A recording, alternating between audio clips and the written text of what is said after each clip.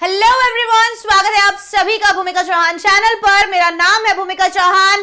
1000 सवाल आप लोगों के लिए मेरे चैनल पर पिछले 4 दिनों से लगातार चल रहे हैं और आज आपके लिए मैं कंप्लीट पोइट्री लेकर आई हूं। जी हां, स्टैंजा बेस्ड क्वेश्चन जो आप लोगों के एग्जाम्स में पूछे जाते हैं उनसे रिलेटेड हर एक स्टैंजा 5 पोम्स में से क्या क्वेश्चंस आ सकते हैं, वापस से हम आज रिवाइज करेंगे। आज से पहले मैंने आपको ये पोइट्री वैसे तो पढ़ाई हुई है, लेकिन स्टैंजा बेस्ड क्वेश्चन नहीं करे थे।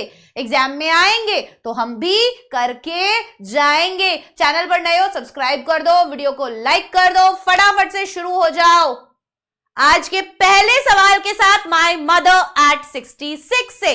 जी हाँ, read the extract given below and answer the questions that follow.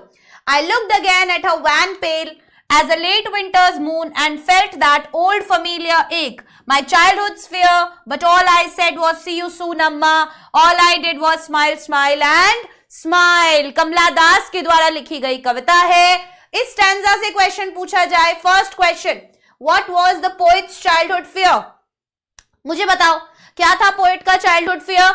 अपने माँ बाप को खो देना, जो अक्सर हर एक बच्चे का होता है। आंसर लिख देंगे, in her childhood the poet was insecure about losing her mother. बचपन में पोएट जो थे वो इनसिक्योर थे अपनी माँ बाप को खोने के लिए, पेरेंट्स को खोने में। Just as all young children often are, बिल्कुल वैसे ही जैसे कि बाकी के बच्चे होते हैं। मिल गया answer. Next question, what were the poet's parting words? Parting words क्या थे पोएट के? Smile, smile and smile, right? चलिए लिख देते हैं। The poet's parting words were see you soon, अम्मा। और वो हंसती रही हंसती रही हंसती रही, यहीं पे दिया हुआ है ना। I said, मैंने कहा, see you soon, अम्मा। और मैं केवल हंसती रही, बस यही लिखना है आपको। Which are suggestive, ये जो शब्द थे उसके कि माँ जल्दी मिलते हैं, ये क्या दिखाते हैं? एक होप दिखाते हैं। ऑप्टिमिस्टिक थी वो कि भाई हाँ ठीक है, कोई बात नहीं, अभी मुझे जाना पड़ रहा है मेरी रिस्पॉन्सिबिलिटीज की वजह से, बट मैं आपसे वापस जरूर मिलूंगी। मन में तो उसके था कि पता नहीं मैं अपनी माँ से मिल पाऊंगी या नहीं, पर हाँ वो एक उम्मीद दिखा रही थी अपनी माँ को, क्योंकि माँ के सामने नहीं रो सकती थी। So suggestive of the hope that they will meet again. ठीक है, I said see you soon अम्मा, इस आशा में उसने बोला कि हम जरूर वापस मिलेंगे। Next question, what is the poetic device used in these lines? कौन सी पोएटिक डिवाइस यूज की गई है इन लाइन्स में, बताओ।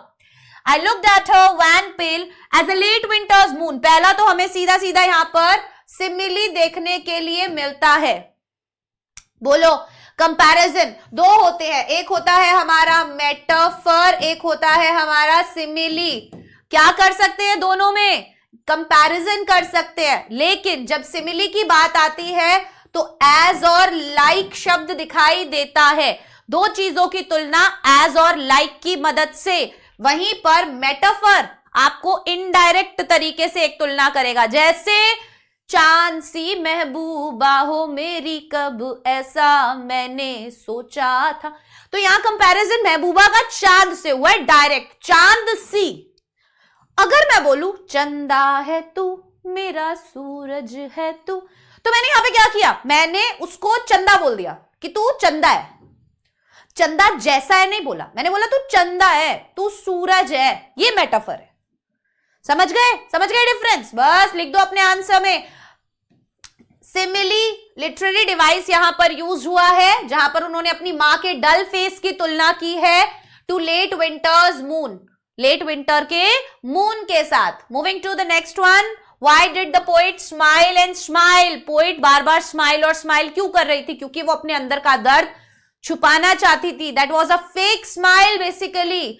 ठीक है, so poet smiled and smiled because she was trying to hide her real feelings, क्योंकि वो अपनी रियल फीलिंग्स को छुपाने की कोशिश कर रही थी। She feared the fact that she might not see her mother again which left her almost in tears. उसे इस बात का बहुत डर लग रहा था कि हो सकता है कि वो अपनी मां से वापस से ना मिले, जिसकी वजह से ऑलमोस्ट उसकी आंखों में आंसू आ रहे थे। Next one, but soon put that thought away and looked out at young trees printing, the merry children spilling out of their homes. ठीक है, तो बहुत जल्द उसने वो जो विचार उसके दिमाग में आया था अपनी मां को देखकर, क्या कि ये तो बहुत जल्दी इनकी डेथ हो जाएगी शायद, मैं तो इनके साथ समय नहीं बिता पा रही, ये तो वो टाइम है जब इन्हें मेरी सबसे ज्यादा जरूरत है, एंड ऑल दैट थिंग। इसी थॉट को साइड में हटाने के लिए अपने दिमाग से, इस पेनफुल थॉट को हटाने के लिए दिमाग से, वो बाहर स्प्रिंटिंग ट्रीज देखते हैं। यहां से बेटा बहुत बार क्वेश्चन आता है, young trees sprinting, Mary children spelling, हमेशा सवाल आता है यहां से। ठीक है, तो फर्स्ट क्वेश्चन है, what thought did the poet drive away from her mind? कौन सा थॉट था जो पोइट अपने दिमाग से निकालना चाहती थी? अपनी मॉम की डेथ का। Away the painful thought of the distressing reality, ये परेशान करने देने वाली सच्चाई की her mother was getting old and she might die any time, की माँ जो है अब बूढ़ी हो गई है और कभी भी इनकी मृत्यु हो सकती है। Next question, what did she see when she looked out of the car? उसने जब बाहर देखा तो वो क्या देखती है? दो चीजें देखती है, यंग ट्री स्प्रिंटिंग और मैरी चिल्ड्रन स्पिलिंग। लिख दो, when she looked out of the car she saw young trees on the roadside which appeared to be moving. young trees दिख रहे थे जो ऐसा लग रहे थे चल रहे हैं। she also saw a group of children merrily rushing out of their homes to play. तो बेसिकली अलग अलग स्टेजेस ऑफ लाइफ, उन्होंने बच्चे भी देखे जो अपने घर से बाहर निकल रहे थे खेलने के लिए खुशी खुशी। एक बचपन दिख रहा है, यंग ट्रीज दिख रहे हैं कि जवानी कितनी तेज निकल जाती है, लाइफ भी ऐसी होती है, एंड देन कम्स द बुढ़ापा जो उसकी मम्मा का आया हुआ है। और अब ये 3 स्टेजेस ऑफ लाइफ कहीं ना कहीं इन लाइंस के जरिए हमें दिखा दिए गए। Next question, how do you know that the joyful scene didn't help her drive away the painful thought from her mind? आपको कैसे पता कि ये इतना अच्छा दृश्य बाहर का उनको खुश नहीं कर पा रहा था, वो थॉट उनके दिमाग से नहीं जा रहा था? क्योंकि वो वहां पर सिक्योरिटी चेक पर जब पहुंचती हैं एयरपोर्ट और वो अपनी मां को वापस से देखती हैं, she was again haunted by the same fear of losing her mother. वो फिर से डर एकदम से उनको आता है अपनी मां को खो देने का, कि अभी मैं वापस जा रही हूं, अगली बार पता नहीं ये देखने को मिलेंगी या नहीं। This shows that the joyful scene earlier didn't help drive away the painful thought from her mind. तो ये दिखाता है कि कहीं ना कहीं उस सीन ने भी कहीं उनको खुश नहीं किया, वापस से वो दर्द उनको सता रहा था जब भी वो अपनी मां को देख रही थी। ठीक है, चलो नेक्स्ट क्या है, लास्ट है, what are the merry children symbolic of? Merry children किसके सिंबल हैं? जल्दी से बताओ। The merry children are symbolic of the exuberance of youth, की जो जवानी होती है, जो बच्चे होते हैं, कितना उत्साह होता है हमें अंदर, ठीक है, एनर्जी होती है। Lively children present a contrast to the poet's mother. एक तरफ लाइफ है, एक तरफ डेथ है। जब आप बूढ़े हो जाते हो आप इस तरीके से डल पेल दिखते हो, जब आप जवान होते हो आप में बहुत एनर्जी होती है। ठीक है, तो अब उनकी मां बूढ़ी हो गई थी, डल हो गई थी। Clear? Next one, a thing of beauty is a joy for ever, its loveliness increases, it will pass into nothingness but will keep a bower quiet for us and a sleep full of sweet dreams and health and quiet breathing. ये वाली line है ना, ये जो ये इन्हें रट के चले जाओ, ये बहुत काम आएंगी आपको। अ थिंग ऑफ ब्यूटी का कोई भी क्वेश्चन आएगा, इन लाइंस का बहुत बड़ा रोल होगा। ठीक है ना, चलो क्वेश्चंस देखते हैं। How does a thing of beauty remain a joy for ever? कैसे एक खूबसूरत चीज जो है वो सदा सदा के लिए आपको खुशी देगी? सिंपल सी बात है, provides eternal and everlasting joy to us. A thing of beauty is a joy for ever. Its happiness increases with time.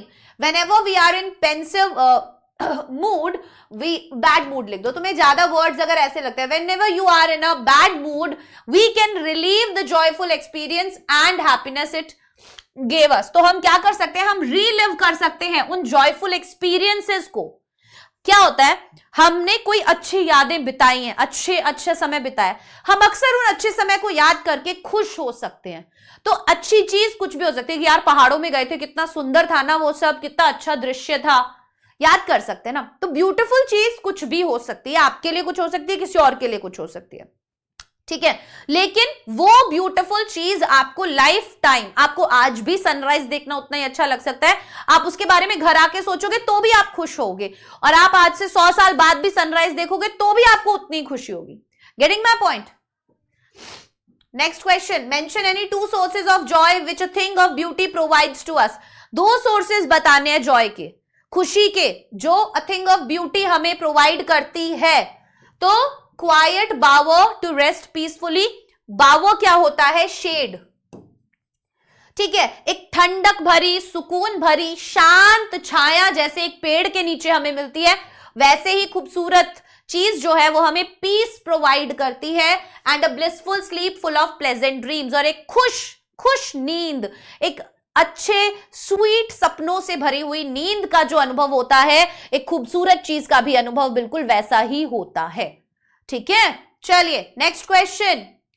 Explain never pass into nothingness, इसको एक्सप्लेन करो। तो इसका मतलब सिंपल सा क्या है कि अ thing of beauty is a joy for ever. ऐसा नहीं है कि इसका प्यारापन कभी भी खत्म होगा, ये इसका मतलब है। लिख दो, the Joy that a thing of beauty give us is eternal. Eternal मतलब कभी ना खत्म होने वाला। ठीक है, तो जो जॉय प्रोवाइड करता है अ थिंग ऑफ ब्यूटी वो एटर्नल होता है। ठीक है, it never loses its importance, उसका इंपॉर्टेंस कभी भी खत्म नहीं होता, but it only increases with time. बस ये समय के साथ हमेशा बढ़ता जाता है। ठीक है, नेक्स्ट क्या है, what is the meaning of, what is meant by bower. Bower का मतलब क्या है, refers to a peaceful quiet place under the shade of trees. पेड़ों की छाया के नीचे एक जो पीसफुल और क्वाइट छाया एक जो होती है, एक जो सुकून होता है कि आप बहुत गर्मी में काम कर रहे हैं एंड देन यू फील कि अरे यार कितनी शांति है, एकदम से आप पेड़ की छाया के नीचे जाके बैठो, you will feel good obviously. तो कह रहे खूबसूरत चीज का अनुभव कुछ ऐसा होता है। ठीक है, चलिए, therefore on every morrow are we reading a flowery band to bind us to the earth spite of। अच्छा, आपको अगर हर एक पोम का एक्सप्लेनेशन चाहिए, मैं रोजाना मॉर्निंग 7 AM वीडियो डालती हूं, उसमें विद इन 5 to 7 मिनट्स के अंदर मैंने आपको पोइट्री की पूरी कंप्लीट एक्सप्लेनेशंस करवाई हुई है वर्ड टू वर्ड। जाके वो वीडियोस देख लो, बहुत काम आएंगी। मैंने सारे चैप्टर्स की एक एक करके डाल रही हूं, कम से कम हम लोग 10 कुछ चैप्टर्स डाल चुके हैं। प्लीज मेक श्योर आप वो वीडियोस देख लीजिए। ठीक है, वहां से आपको कंप्लीट उसका वो भी मिल जाएगा। So, spite of despondence of the inhuman dearth of noble natures of the gloomy days of all the unhealthy and over darkened ways made for our searching। तो कहने का क्या मतलब है, on every morrow मतलब हर आने वाली सुबह, tomorrow are we reading a flowery band to bind us to the earth। हम क्या कर रहे हैं, बेसिकली हमें ऊर्जा, हमें एनर्जी, हमें होप क्या देता है, नेचर देता है। जॉन कीट्स के अकॉर्डिंग एक ब्यूटीफुल चीज नेचर है। उनका मानना यह है कि हम इतनी प्रॉब्लम्स होने के बाद भी, इन स्पाइट ऑफ डेस्पॉन्डेंस, इतनी निराशा, डेस्पॉन्डेंस निराशा होने के बाद भी, ऑफ द इनह्यूमन डेर्थ, डेर्थ मतलब कमी, किसकी कमी, नोबल नेचर्स, अच्छे लोगों की कमी है, इंसानियत की कमी है, निराशा से हमारा जीवन भरा हुआ है, ग्लूमी डेज सारे उदास दिनों से भरा हुआ है, of all the unhealthy and over darkened ways, वो सारे रास्ते जो गलत हैं, अनहेल्दी हैं, अंधकार से भरे हुए हैं, ways made for our searching. तो हमें क्या करना है, ये मेड फॉर आवर सर्चिंग क्या है कि हम इन सभी चीजों के बावजूद भी खुशी ढूंढ सकते हैं, ये हमें करना है। हमारे ऊपर है कि हम कैसे खुशी ढूंढे, क्या चीज हमें खुश करती है कि हम इन सब चीजों से लड़ सके। और इसका जवाब जॉन कीट्स देते हैं कि नेचर ऐसा है जो ये कर सकता है। So what are the flowery bands that bind us to the earth, क्या है बताओ flowery bands. Beautiful and pleasant things have been referred to as flowery bands. Flowery bands क्या है, खूबसूरत चीजें, ब्यूटिफुल चीजें, प्लेजेंट चीजें। It is only those things which have beauty of some or the other kind that bind us to the earth। तो basically ये वो चीजें हैं जो हमें कहीं ना कहीं पृथ्वी से बांध कर रखती हैं। इतनी बुराइयां, इतना प्रॉब्लम्स, इतनी निराशा होने के बाद भी हम क्यों जीना चाहते हैं, नेचर की वजह से जीना चाहते हैं। ये नेचर हमें कहीं ना कहीं अर्थ से बांध कर रखता है, एक फूल माला की तरह। ठीक है, the memory of our beautiful experiences help us strengthen our bond with the earth. तो हमारी जो मेमोरी है, खूबसूरत एक्सपीरियंसेस है लाइफ के, वो हमें एक पुश देते हैं, एक होप देते हैं कि हम लाइफ में आगे बढ़े। Next question, what message do the above lines convey. ये लाइंस हमें क्या मैसेज कन्वे करती है, बताओ मुझे कमेंट सेक्शन में। ये लाइंस हमें क्या मैसेज कन्वे करती है, सिंपल मैसेज कन्वे करती है, The world is full of sorrow, sadness and depression। Line को लिख लो, sorrow, sadness, पूरी दुनिया भरी पड़ी है उदासी से, गम से, डिप्रेशन से। People have become disheartened and selfish। लोग निराश हो चुके हैं, सेल्फिश हो चुके हैं। And there is a scarcity of noble people। और कमी आ गई है अच्छे लोगों की। Despite this, life is possible because there are some beautiful things around। इन सबके बावजूद लाइफ पॉसिबल है, क्यों? क्योंकि कुछ अच्छे लोग है, एग्जिस्ट करते हैं, कुछ अच्छी चीजें हैं जो एग्जिस्ट करती हैं, जो हमें कहीं ना कहीं पॉजिटिव साइड जो है लाइफ का वो देखने पे मजबूर कर देती है कि हम पॉजिटिव साइड भी देखें लाइफ का। It is the beauty of these things which brings a smile on our face and gives us happiness in our lives. तो ये ब्यूटी ही है, ये खूबसूरती ही है उन चीजों की which brings a smile on our face, जो हमारे चेहरे पर एक मुस्कान लेकर आती है और हमें खुशी देती है हमारे जीवन में। ठीक है, next question, Why is there an inhuman dearth of noble natures? क्यों कमी है अच्छे लोगों की हमारी इस दुनिया में? डर्थ मतलब कमी है, इनह्यूमन, नोबल नेचर्स, क्यों है नोबल नेचर्स की कमी, बताओ। Today there are few people who can rise above petty differences and be generous towards other. आजकल बहुत कम लोग हैं जो छोटे छोटे हम लोगों के बीच में कलेश हो जाएं, ठीक है, या कोई और बातें हो जाएं तो उसके प्रति जेनरस हैं, दयालु हैं, काइंड है, कि इग्नोर कर देते हैं, यार कोई बात नहीं, भाई तो है हमारा। आजकल सब लोग देखो लड़ने भिड़ने को तैयार रहते हैं। सड़क पे निकल जाओ आप, गाड़ी हल्की सी लगे ना लगे, गाली बक के निकल जाते हैं एक दूसरे को, है ना। तो ये लोगों के अंदर का पेशेंस जो है वो खत्म हो चुका है।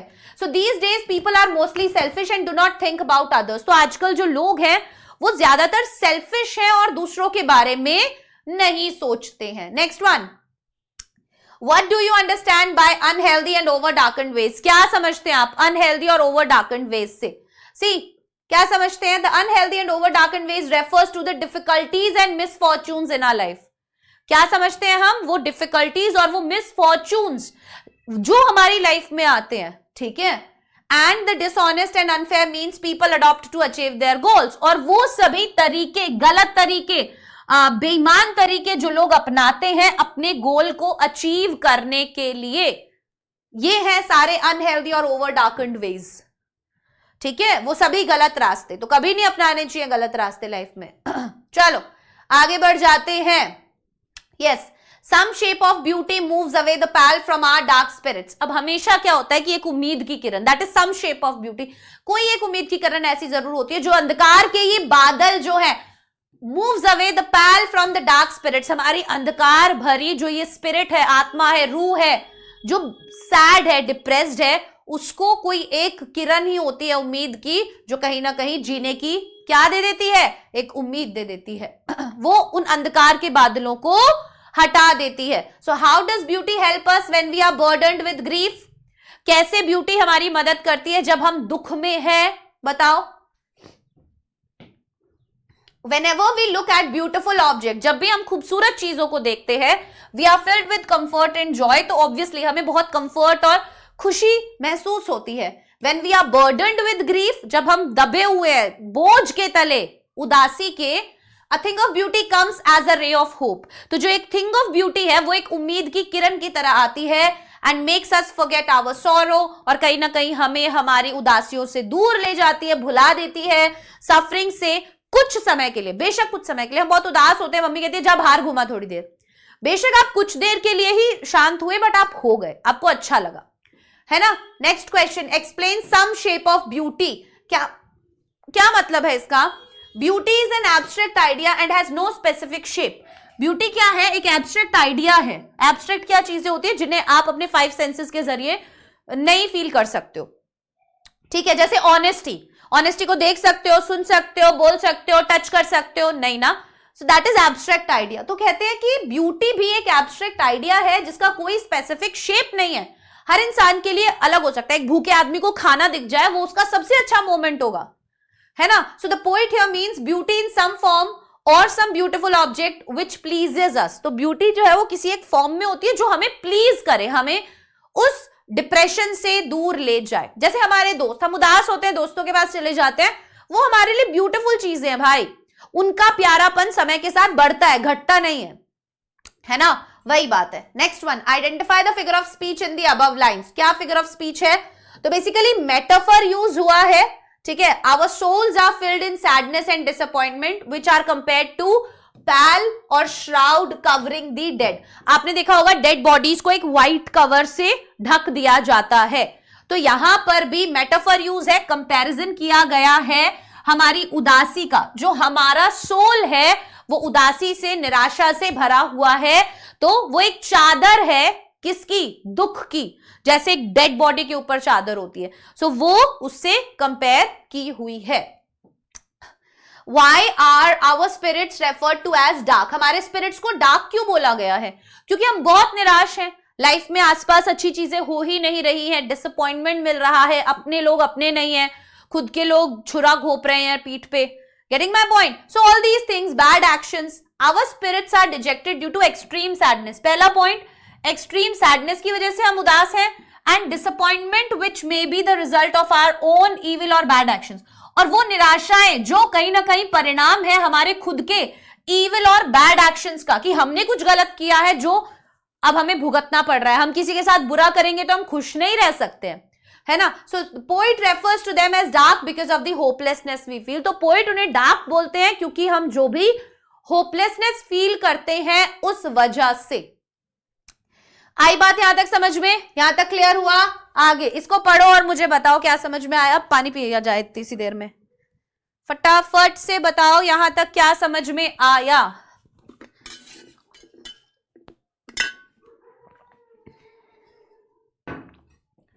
हाँ, क्या समझ में आया यहां तक? देखो, such the sun, the moon, trees old and young, sprouting a shady boon, for simple sheep and such are daffodils with the green world they live in, and clear rills that for themselves a cooling covert make against the hot season। तो यहां पर basically उन्होंने ना list दी है खूबसूरत चीजों की, list of beautiful things यहां पर है, ठीक है? जैसे sun, moon, trees, young, old, सारी, ये सारी चीजें क्या है? List of beautiful things John Keats के according. Name the poem and the poet, poem का नाम क्या है? A thing of beauty. Poet का नाम क्या है? जॉन कीट्स, है या नहीं है? List the things that give us Joy, which of these provide respite in the hot season.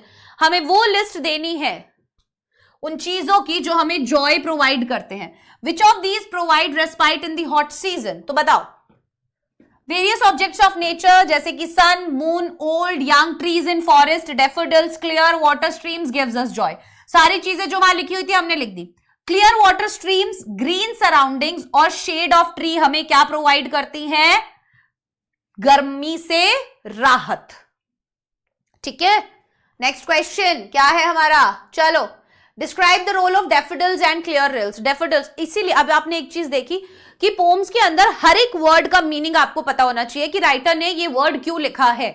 There must be a reason for using that word. तो अगर आपको वो रीजन पता है तो अच्छी बात है, नहीं पता है तो पता कर लो। सारी 5 ही कविताएं हैं, कोई ज्यादा बड़ी बात नहीं है। There are only 5 poems in your syllabus, you can prepare, right? तो करो उनको प्रिपेयर। बताया है मैंने हर एक वर्ड का मीनिंग, स्टैंजा से भी क्लियर हो रहा है। अब सारे आंसर्स अच्छे से याद होने चाहिए मतलब होने चाहिए, दैट्स इट। हमें करना है अच्छा, हमें स्कोर अच्छा करना है इंग्लिश में, हमें रॉन्ग प्रूफ करना है सबको। Daffodils bloom in green surroundings, clear rills are small streams which make a cooling shelter for us. So daffodil जो है वो green surrounding के अंदर उगते हैं, खिलते हैं। Clear rills जो है वो छोटी छोटी नदियां हैं, ठीक है, जो कहीं ना कहीं ठंडक प्रदान करती हैं, शेल्टर प्रदान करती है, कूलिंग शेल्टर फॉर अस, हम सब के लिए। नेक्स्ट क्या है? The word sprinkling means spreading of fragrance. Sprinkling मतलब कि वो अपनी खुशबू फैला रहे हैं।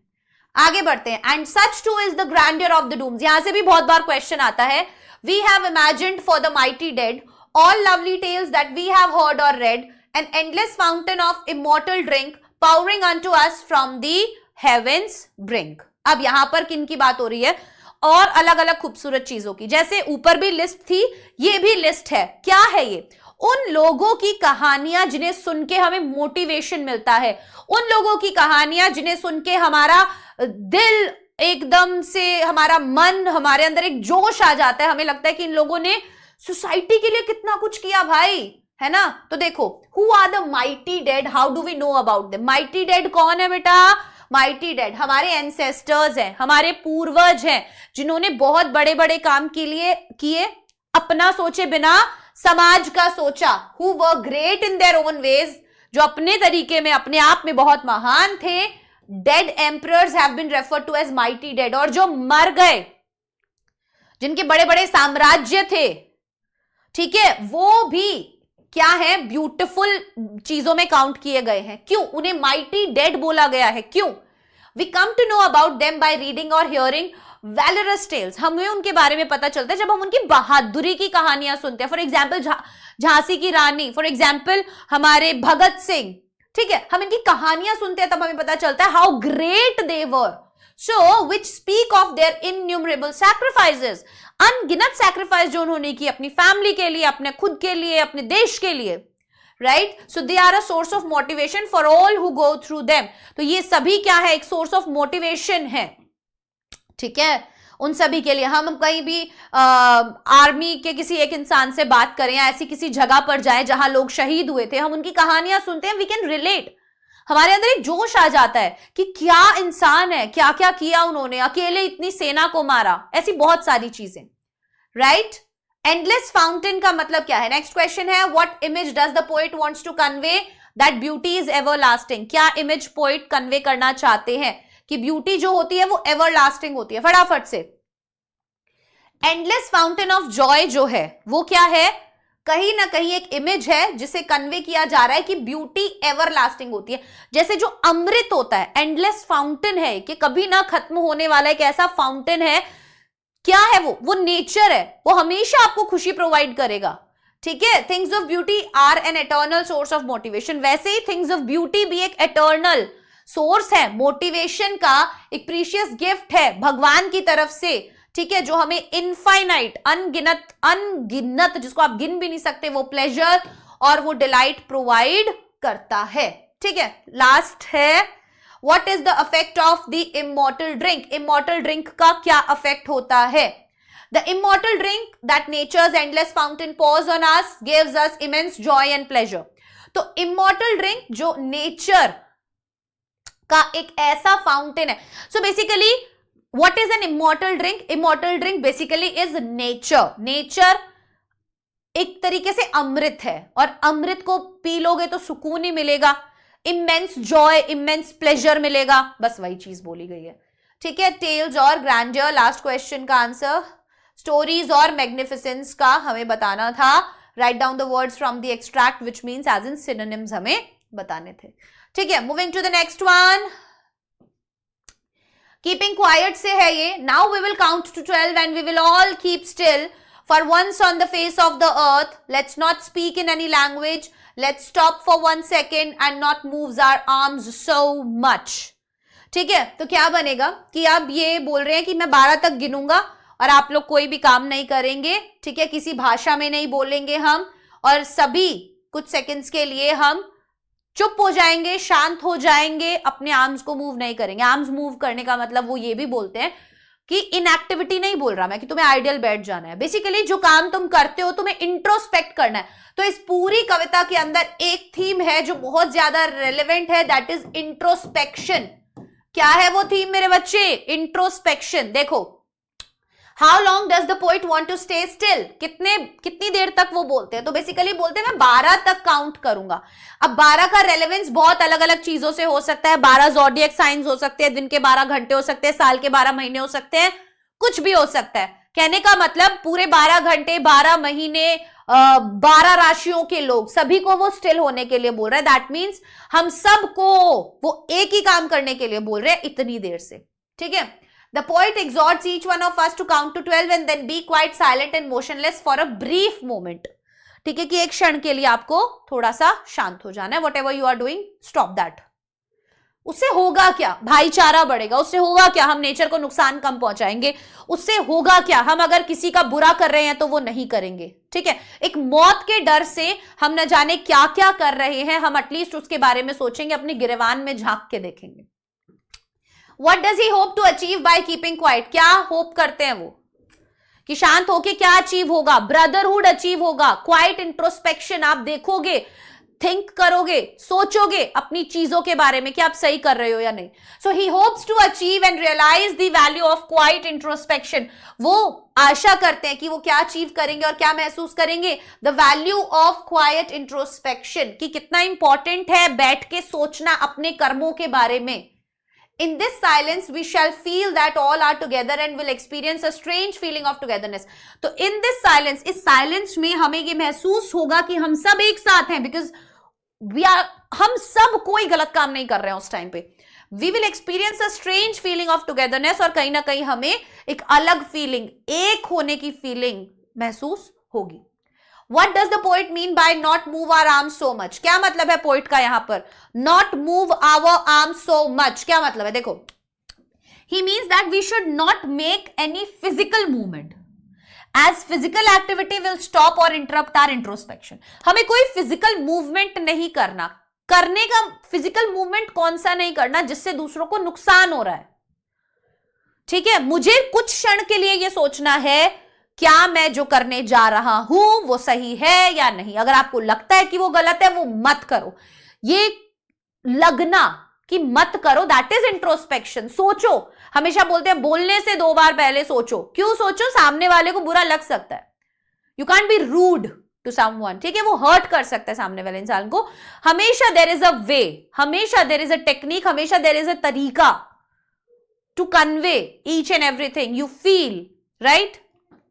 What does the poet suggest us not to speak in any language? अब क्यों अगर हमारे जो राइटर है वो बोलते हैं कि हमें किसी भी भाषा में नहीं बोलना है? क्योंकि जो भाषा होती है वो डिस्टेंस क्रिएट करती है, हम लोगों में भेदभाव क्रिएट करती है, लड़ाइयां करवाती है। The poet wants us to simply be silent for a moment and utilize that time to understand ourselves, कि हम वो समय क्या कर सके, अपने आप को समझने में लगा सके एज वेल एज अदर्स, और अपने सामने वाले को भी समझने में लगाएं। हो सकता है कि आप सामने वाले इंसान को गलत समझ रहे हो जिसकी वजह से क्लैशेस हो रहे हैं। Besides language differences often lead to conflict, क्योंकि भाषाओं का जो डिफरेंस होता है वो ही जड़ बनता है लड़ाइयों का, which the poet perhaps wants to avoid, जो शायद कवि हमारे जो हैं वो अवॉइड करना चाहते हैं, ठीक है? It would be an exotic moment, यहां से क्वेश्चन आ सकता है कि it would be exotic moment क्या है? एक्सोटिक मोमेंट बेसिकली वो क्षण है जिसमें, एक्सोटिक मतलब वो स्ट्रेंज, एक तरीके से एक ऐसा मोमेंट जो आज से पहले कभी महसूस नहीं किया गया, बिकॉज हर एक इंसान इस पूरी अर्थ का सेम काम कर रहा है, राइट? किसी का बुरा नहीं कर रहा है, एक दूसरे के बारे में सोच रहा है, अपने बारे में सोच रहा है। That is a quite strange moment, obviously. Without rush, without engines, कोई रश नहीं है, कहीं जाने की जल्दी नहीं है। रश क्यों बोला गया है? इंसान सोचता है मरने से पहले ये भी कर लेता हूं, ये भी कर लेता हूं, ये पैसा कमा लेता हूं, उसके चक्कर में जो भी गलत काम है वो करता चला जाता है, जस्ट टू अचीव, कि जो उन्होंने सोचा हुआ है वो अचीव करने के लिए, ठीक है? सो इन अ सडन स्ट्रेंजनेस, बेसिकली हम सब एक ही पल में होंगे, ठीक है? एक अलग विचित्र सन्नाटा होगा वो कहीं। What will happen if there is no rush or running of engines? क्या होगा अगर कोई रश ना हो, कोई इंजन्स ना हो? साइलेंस होगा, पीस होगा, वॉर नहीं होगा, कॉन्फ्लिक्ट नहीं होगा। It will be an ecstatic moment of tranquility without rush or running of engines. तो ecstatic moment होगा, tranquility शांति होगी, पीस होगा हर जगह, right? Next one. Why would it be called an exotic moment? See, I told you, पूछा जाता है ये question कि क्यों उसे एक exotic moment बोला गया है। It would be called an exotic moment because it will be an instance of universal peace. क्योंकि ये क्या होगा? पूरा ब्रह्मांड शांत होगा, भाईचारे में होगा, है ना? In that moment, all of us would initiate introspection. उस क्षण में हम सब इंट्रोस्पेक्ट कर रहे होंगे, इंट्रोस्पेक्ट अपने गिरवान में झांक के देख रहे होंगे, सोच रहे होंगे अपने कर्मों के बारे में। Through meditation and the whole world will be enveloped in quietness. Meditation के द्वारा, और पूरा जो कहीं ना कहीं दुनिया है वो कवर होगा एक शांति में, ठीक है? वो घिरा हुआ होगा एक शांति में। Getting my point? यहां तक कितने बच्चों को समझ में आया बताओ भाई? बहुत बढ़िया। अगला सवाल, how would we feel at that moment? उस क्षण हमें कैसा महसूस होगा? कैसा महसूस होगा उस क्षण हमें? Obviously we would feel very strange at that moment. बहुत अजीब हमें लगेगा वो मोमेंट। क्यों? क्योंकि आज से पहले हमने वो कभी भी महसूस नहीं किया होगा। Because at that time everyone will have a feeling of oneness. क्योंकि उस समय पर हर एक इंसान के अंदर एकता का भाव होगा कि हम सब एक हैं, हमारे साथी हैं। It will be a new feeling all together. और ये ऐसा फीलिंग होगा जो आज से पहले हमने कभी भी नहीं फील किया होगा। Name the poem and the poet. हर एक कविता का, हर एक चैप्टर का नाम पता होना चाहिए, राइटर पता होना चाहिए, बहुत इंपॉर्टेंट है, ठीक है? अगला, perhaps the earth can teach us as when everything seems dead and later proves to be alive. अब यहां पर वो सीखने के लिए कह रहे हैं कि हमें अर्थ से सीखना चाहिए, जब हमें ऐसा लगता है कि सब कुछ खत्म हो गया है, ऐसा नहीं होता है। अंदर आप सर्दियों में देखो, हर एक जानवर, अपने छिपकलियां नहीं दिखती हैं सर्दियों में, पर जैसे ही गर्मियां आएंगी सारी छिपकलियां निकल के बाहर आ जाती है। चींटियां आपने देखा होगा खाना इकट्ठा कर लेती हैं अपना। हमें लगता है कि ये सब कहां गए, खत्म हो चुका है जीवन, लेकिन नहीं, जैसे जैसे जैसे जैसे मौसम बदलता है वैसे वैसे हमें पता चलता है कि नहीं, सब कुछ जिंदा है। बस वही ये बोल रहे हैं कि what does the earth teach us, earth हमें क्या सिखाती है? Earth teaches us how new life springs from dead remains, कि कैसे कैसे नई लाइफ जो है वो शुरू होती है, ठीक है, डेड चीजों से। And how there is life under apparent stillness, और कैसे जीवन मौजूद है। हो सकता है हर जगह सन्नाटा है, दैट डजंट मीन कि जीवन नहीं है, जीवन नहीं चल रहा है ना। What does the poet mean to achieve by counting up to 12? Poet का क्या मतलब है जब वो बोलते हैं 12 तक गिनो? बहुत इंपॉर्टेंट क्वेश्चन है ये। The poet wants to achieve peace by counting up to 12. Poet क्या अचीव करना चाहते हैं? शांति अचीव करना चाहते हैं 12 तक गिनने में। He wants us to introspect in a moment of silence. वो बेसिकली देखो हर जगह ये वर्ड आ रहा है, बार बार आ रहा है, इंट्रोस्पेक्ट इंट्रोस्पेक्ट इंट्रोस्पेक्ट इंट्रोस्पेक्ट। इस वर्ड को लिख के आना जो भी इस कविता से क्वेश्चन आए उसमें, ठीक है।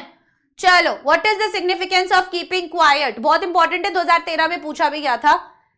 कीपिंग क्वाइट का मतलब ये नहीं है कि आपको चुप हो जाना है, शांत हो जाना है। It means we should avoid all the activities which hurt nature and in turn hurt अस।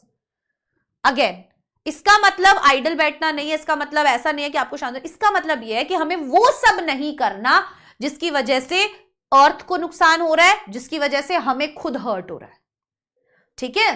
चलो, What is always alive even when everything seems to be dead? क्या है जो हमेशा जीवित है जब सब कुछ ऐसा लग रहा है कि मर गया है? So अर्थ जो है वो always alive है जब हर एक चीज ऐसे लगता है कि मर गई है। There is always some activity going on in nature. हमेशा कुछ ना कुछ नेचर में obviously चल रहा होता है beneath its apparent stillness.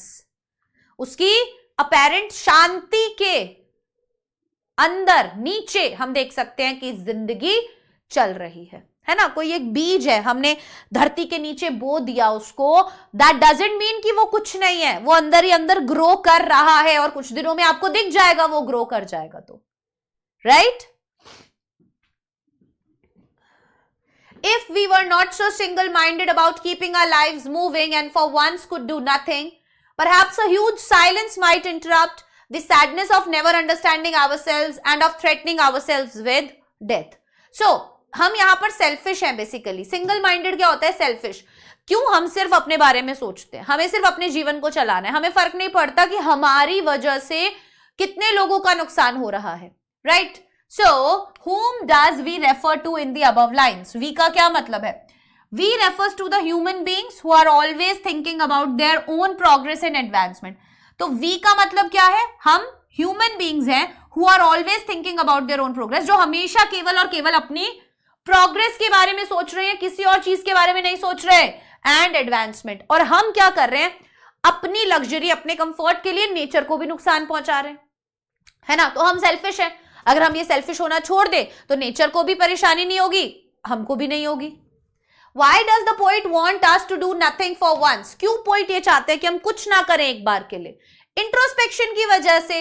Again, poet wants us to do nothing for once so that our mind can be at peace. हमारा दिमाग जो है वो शांत हो सके, and we are able to introspect and analyze our own actions, और हम इंट्रोस्पेक्ट कर सके, हमारे खुद के एक्शंस को एक बार फिर से सोच सके कि क्या ये सही है या गलत है। Right, so what is the sadness that the poet refers to in the poem? ये कौन सी उदासी है जिसके बारे में पोइट बात कर रहे हैं? बताओ कौन सी उदासी है? The poet refers to the sadness which arises due to the fact that people fail to understand themselves. Poet बात कर रहे हैं उस उदासी की जो कहां से आती है? People fail to understand themselves, जब हम खुद को नहीं समझ पाते कि हम कौन है, ये उदासी वहां से आती है। दे हैव नो टाइम, उन्हें बैठ के समय नहीं है अपने लिए, उन्हें इंट्रोस्पेक्ट करने का टाइम ही नहीं है, अपने एक्शंस को सोचने का टाइम नहीं है कि हम जो कर रहे हैं वो सही है या नहीं, और उसके बाद उसके जो कॉन्सिक्वेंसेज होंगे वो क्या होंगे। हम नहीं सोचेंगे तो हम बर्बाद होंगे, फिर हमें हर्ट होगा, फिर हमें बुरा लगेगा, फिर हम डिप्रेस होएंगे, और ऐसे ही हम फिर उन चीजों से बाकी लोगों को भी हर्ट करते हुए चलेंगे। How can a huge silence do good to us? कैसे एक ह्यूज साइलेंस हमारा भला कर सकती है? भाई a huge silence can do good to us because we are able to achieve peace in this silence. Huge silence अच्छी है क्योंकि उससे हमें शांति मिलेगी. हम शांत होंगे, सामने वाले को हम नुकसान नहीं पहुंचाएंगे. हम गुस्से में होंगे, सामने वाले को नुकसान पहुंचाएंगे. It helps us in analysing ourselves. Again वही 4 बातें रिपीटेडली बार बार आंसर्स में लिखनी है. कुछ 5 से 10 पॉइंट्स अगर अच्छे से याद कर लिए, काम हो गया, सेट है एकदम सिस्टम तुम्हारा. ठीक है. Interrupting the sadness of threatening ourselves with death. तो हम क्या कर पाएंगे, ये जो हमें एक मौत का डर है जिसकी वजह से हम गलत काम करते जा रहे हैं, हम उस पर एक रोक लगा पाएंगे इंट्रोस्पेक्शन की मदद से. ठीक है. चलिए, आंट जेनिफर आ गई है हमारी फटाफट से. When aunt is dead her terrified hands will lie still ringed with ordeals. She was mastered by the tigers in the panel that she made will go on prancing proud and unafraid. चलिए, who is the aunt mentioned here? Aunt कौन है बोलो. Basically यहां पर Adrian rich ने जो कविता लिखी है उसकी मेन हीरो है वो.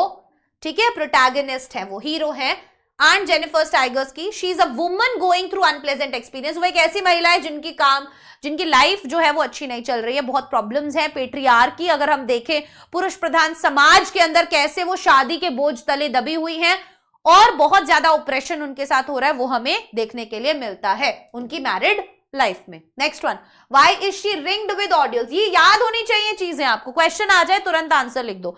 रिंग्ड विद ऑडियल्स का क्या मतलब है? Ring here refers to her wedding band. Ring का मतलब शादी की अंगूठी. Which has brought with it a host of family responsibilities. जो अपने साथ बहुत सारी परिवार की जिम्मेदारियां लाई है. शादी हो गई है. शादी वाला रिश्ता जो अपने साथ जिम्मेदारियां लाता है, उनकी बात हो रही है. She feel so surrounded. वो कहीं ना कहीं बहुत अपने आप को बोझ तले दबा हुआ फील कर रही है, उस रिश्ते के बोझ तले दबा हुआ फील कर रही है. जो भी कंस्ट्रेंट्स होते हैं कि लड़कियां ये नहीं कर सकती, वो नहीं कर सकती, वो उस पैनल पे उनका पति उन्हें करने नहीं देता जो भी उन्हें करना है. ठीक है, वो पैनल पे टाइगर्स बना रही हैं तो भी उनके हाथ कांप रहे हैं. क्यों? उन्हें लगता है पति को पता चल गया, उसने देख लिया तो वो मुझे डांटेगा, मारेगा. ये छोटी छोटी समाज की समस्याओं के बारे में बात हुई है यहां पर. What is the difference between her and the tigers. उनके और उनके टाइगर्स जो वो बना रही हैं, उनके बीच में क्या डिफरेंस है? वो उन टाइगर्स की तरह बनना चाहती हैं, वो उन टाइगर्स के जैसा जीना चाहती हैं. आंट जेनिफर वीक है, सबमिसिव है, जबकि टाइगर्स स्ट्रॉन्ग है, बोल्ड है, पावरफुल है. आया समझ में? She is bound by the constraints of a married life. वो बंधी हुई है, लेकिन उनके टाइगर्स जो है वो आजाद घूम रहे हैं जंगलों में. Right? Tigers are free to move about in the green woods. चलिए, how are aunt Jennifer's tigers different from her. कैसे डिफरेंट है? अभी हमने बताया है ना कि tigers created by aunt Jennifer are an expression of a desire. जो टाइगर्स वो बना रही हैं, वो कहीं ना कहीं उनके अंदर की डिजायर्स के बारे में है कि ये उनकी डिजायर्स है, वो ऐसे जीना चाहती हैं. अपने लिए जो कंस्ट्रेंट्स है मैरिड लाइफ के, जिनमें वो दबी हुई है, वो नहीं चाहती. She wants to be bold and fearless like her tigers. वो बोल्ड और फियरलेस बनना चाहती हैं अपने टाइगर्स के जैसा. Right? Aunt Jennifer's tigers prance across a screen, bright topaz denizen of a world of green. They do not fear the men beneath the tree. They pace in sleek chivalric certainty. तो यहां पर aunt Jennifer के tiger जो है, जिस panel पर वो बना रही हैं, वो ब्राइट येलो कलर के हैं. डेनिजन्स मतलब रेजिडेंट्स हैं. वो कहां रहने वाले हैं? जंगलों में रहने वाले हैं. और उन्हें डर नहीं लगता किसी भी आदमी का. जो हंटर्स पेड़ों के नीचे बैठे, उन्हें उनका डर नहीं है. वो बिल्कुल एक बोल्ड जेंटलमैन की तरह मूव कर रहे हैं. अपने आप पे पूरा उन्हें कॉन्फिडेंस है. ठीक है. Yes. How are aunt Jennifer's tigers described. कैसे डिस्क्राइब किया गया है?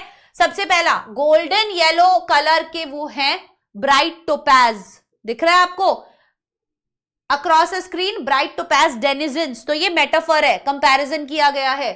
दे prance fearlessly across a screen in sleek chivalric certainty. वो prance मतलब मूव कर रहे हैं, fearlessly बिना किसी से डरे. across the screen मतलब जिस पैनल पर वो बना रही हैं उस पे. in sleek chivalric certainty. chivalric मतलब बहुत ही बोल्ड और जेंटलमैन और काइंड तरीके से और अपने आप में कॉन्फिडेंस के साथ, सर्टेनिटी के साथ वो मूव कर रहे हैं, वो दिखता है. ठीक है. why are they described as denizens of world of green. उन्हें क्यों बोला गया रहने वाले हैं वो उस जंगल के So they have been called as denizens of green because they are the natives of dense green forest, क्योंकि वो dense घने हरे भरे जंगलों में रहने वाले प्रजाति है या जीव है. Why are they not afraid of the men? वो क्यों आदमियों से नहीं डरते वहां के? They are not afraid of men because they are brave, strong, fearless and full of confidence. वो नहीं डरते क्योंकि वो brave है, strong है, fearless है और कॉन्फिडेंस से भरे हुए, जैसा आंट जेनिफर भी बनना चाहती हैं. What are her tigers symbolic of? उनके टाइगर्स किस चीज का सिंबल है? Desire for freedom. किसका सिंबल है? So her tigers are symbolic of Aunt Jennifer's desire for freedom. जो Aunt Jennifer की desire है freedom के लिए, वो उसका सिंबल है. स्ट्रेंथ और सेल्फ कॉन्फिडेंस का भी सिंबल है. ये पॉइंट्स याद जरूर कर लेना, अवॉइड मत करना इनको. ठीक है. लास्ट है हमारा a road side stand. The polished traffic passed with a mind ahead, or if ever aside a moment, then out of sorts at having the landscape marred with the artless paint of signs that, with N turned wrong and S turned wrong, offered for sale white berries in wooden quads or crook-necked golden squash with silver warts, or beauty rest in a beautiful mountain scene. You have the money, but if you want to be mean, why keep your money this crossly and go along. ये हमारा stanza है. What does polished traffic imply? Question आता है बहुत सी बार, polished traffic का क्या मतलब है? They imply sophisticated or elegant vehicles, मतलब शहरी जो भी vehicles है उनको बताता है. Indicating the wealth of the owners, जिससे पता चलता है कि भाई जो इनके अंदर लोग बैठे हुए हैं उनके पास अच्छा खासा पैसा है और ये जो बेचारे रोड साइड स्टैंड लगाकर बैठे हैं इनके पास पैसा नहीं है. What did the people speeding across feel? Speeding across क्या मतलब है इसका? वो जो स्पीड से सामने से बंदे निकल जा रहे हैं उनका क्या क्या मतलब है? Most people were indifferent. Most people मतलब वो इग्नोरेंट है, वो ध्यान नहीं देते हैं. Some who gave the stand a thought were critical of it. और जिन लोगों ने थोड़ा बहुत उस रोड साइड स्टैंड पर ध्यान दिया वो भी उसके बारे में आलोचना ही करते हैं. As they felt it was destroying the beauty of the area, क्योंकि उन्हें ऐसा लगता है कि ये उस एरिया की ब्यूटी को खराब कर रहे हैं. ठीक है. What did the stand offer its customers? वो जो स्टैंड है वो अपने कस्टमर्स को क्या क्या ऑफर करता है? तो वो बेरीज ऑफर करता है वुडन कंटेनर्स में, गोल्डन स्क्वॉश और सिल्वर वॉट्स ऑफर करता है, and a moment respite in beautiful surrounding. ठीक है. तो बहुत सारी चीजें हैं जो वहां पर हम देख सकते हैं कि उन्होंने अलग अलग पेंटिंग्स, अलग अलग फ्रूट्स जो उन्होंने खुद ही उगाए थे अपने गांव में, वही वो लोग बेच रहे होते हैं. Why were the city folk critical of the stand? उन्हें क्यों आलोचना करते हैं उन रोड साइड स्टैंड्स की ये सिटी के लोग जो हैं? क्योंकि उन्हें ऐसा लगता है कि वो उस ब्यूटी को खराब कर रहे हैं, उस लैंडस्केप की जो ब्यूटी है उसे खराब कर रहे हैं. ठीक है. तो ये था हमारा आज का क्लास जिसके अंदर मैंने आपको ऑलमोस्ट सारे मतलब 98% सारे स्टैंजास करवा दिए हैं पोइट्री के. कंप्लीट आपका ये वीडियो आपको एग्जाम में बहुत काम आएगा. ये सारे क्वेश्चंस बहुत काम आएंगे. अब अगर आप इसका पीडीएफ चाहते हो तो मेरे टेलीग्राम भूमिका चौहान से जुड़ जाओ, वहां पर मैं इसका पीडीएफ आपके साथ शेयर कर दूंगी. Thank you everyone, bye bye, take care.